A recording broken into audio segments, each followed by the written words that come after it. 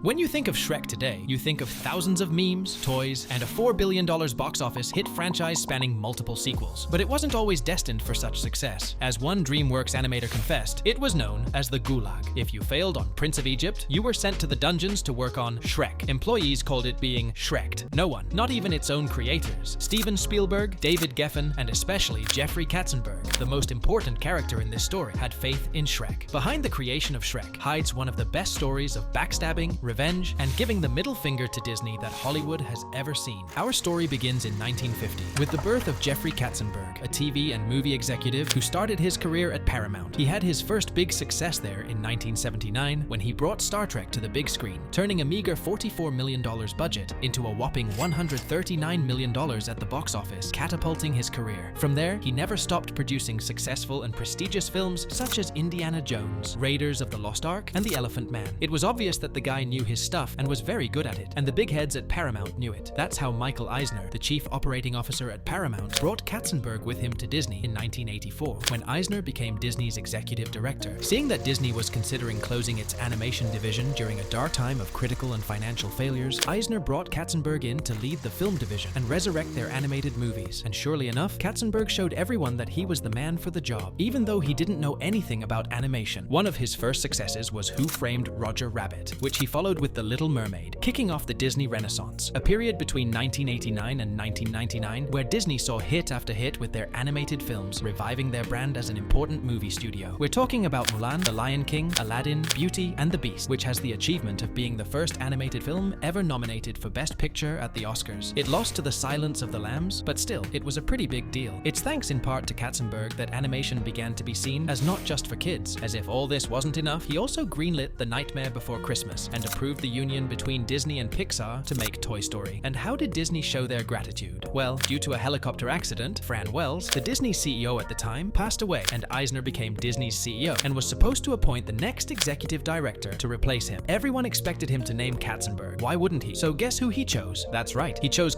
Michael Ovitz, an outsider to the company who had experience managing talent. Yeah, not making movies, not producing movies, not even marketing movies. A guy who ran a talent management agency. So why did Eisner choose Ovitz instead of Katzenberg? Well, that's one of the biggest mysteries in Disney's history. My theory is that they probably wanted someone with the contacts that Ovitz had, and as his previous job was basically knowing everyone in the industry, they gave him the job. But I couldn't find a definitive answer, so your guess is as good as mine. Katzenberg saw Eisner's decision to pass him over as a stunning display of disloyalty, and he was furious about it. He quit Disney that same year and slapped them with an explosive lawsuit demanding an eye-watering $294 million for copyright infringement. He emerged victorious, leaving Disney with a bruised ego and very deep pockets. Oh, and by the way, Ovitz quit Disney after only 14 months due to various scandals, so yeah. Still smarting from the Disney snub, Katzenberg didn't stay put for long. In late 1994, he, Steven Spielberg, and music mogul David Geffen joined efforts to launch Dreamworks, an ambitious new Hollywood studio, where Katzenberg would helm the animation wing. He was determined to take on his former employer Disney and show the world he could make great animated films without them, if not better. Dreamworks would be Katzenberg's vehicle for payback. In his quest for a game-changing animated property, Katzenberg discovered the 1990 children's book Shrek by writer and illustrator William Steig. This was thanks to producer John H. Williams, whose two sons were obsessed with a children's book called Shrek. Katzenberg quickly acquired the rights from Spielberg, who had bought the movie rights in the early 90s when he originally wanted to adapt the book into a 2D animated film, with Bill Murray and Steve Martin as the leads. But it just wasn't meant to be. At first, the studio viewed Shrek as a lower priority side project. Katzenberg was convinced The Prince of Egypt would be the bigger hit, as they felt it was a more prestigious film. So it received the star team and ample resources, while Shrek was left with the leftovers and a bare-bones crew in comparison. And he wasn't entirely wrong. With a $60 million budget, The Prince of Egypt managed to gross $18.6 million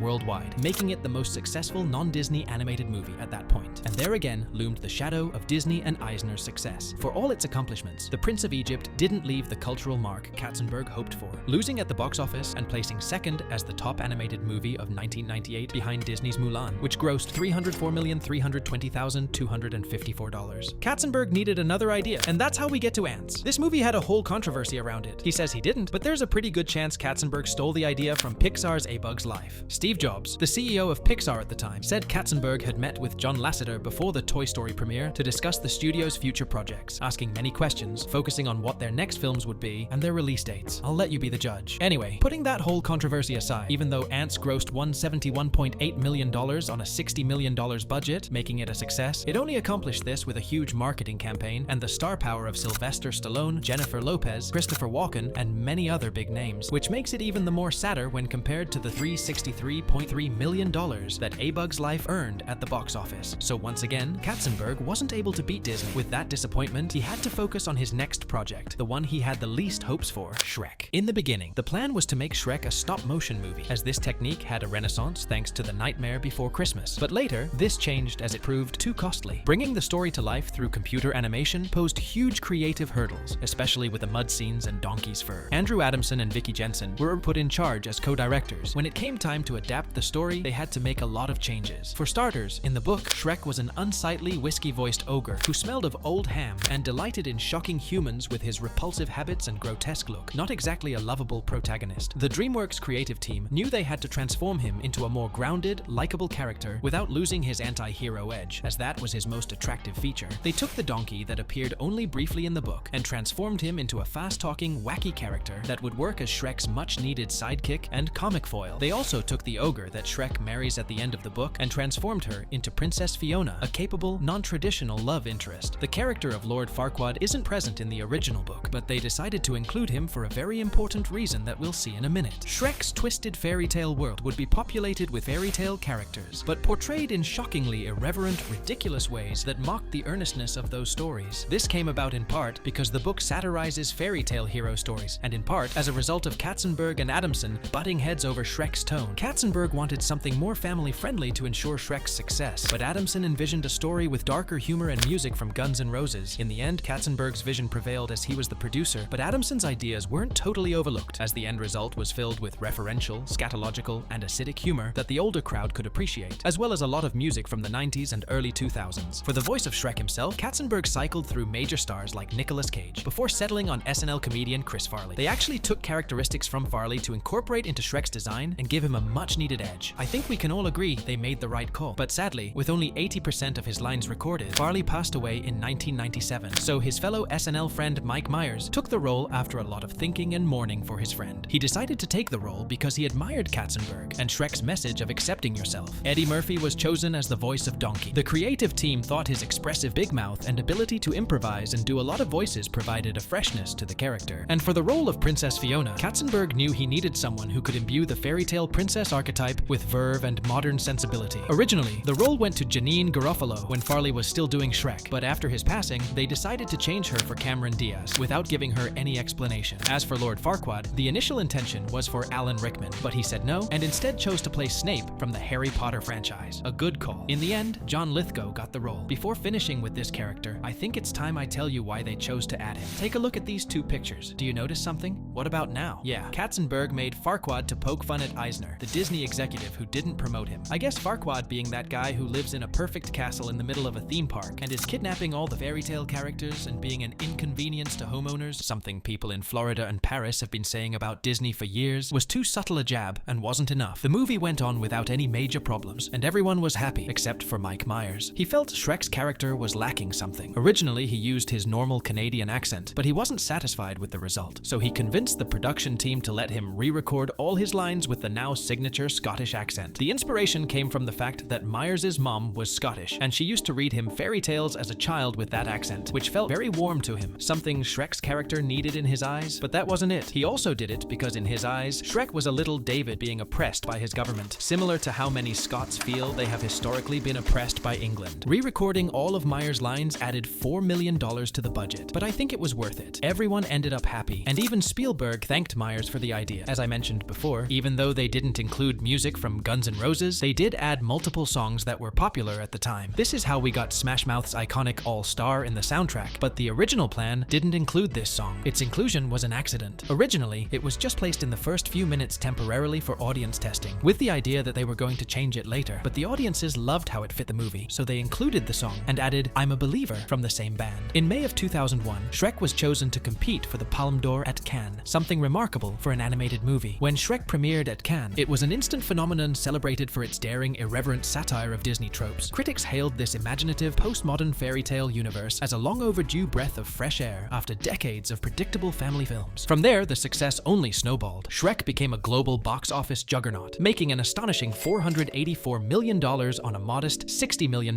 budget. But that wasn't it. Katzenberg's revenge quest wasn't finished. He needed one more thing to be done, and that same year, he would get his chance against Eisner. In 2001, the Academy created a new category for Best Animated Film. Everyone at the time thought they created the category just to give awards to Disney. The nominees were DreamWorks' Shrek, Nickelodeon's Jimmy Neutron, and Disney Pixar's Monsters, Inc. And the winner for the first ever Best Animated Film was Shrek. Katzenberg finally had his long overdue vengeance and beat Disney and Eisner at their own game.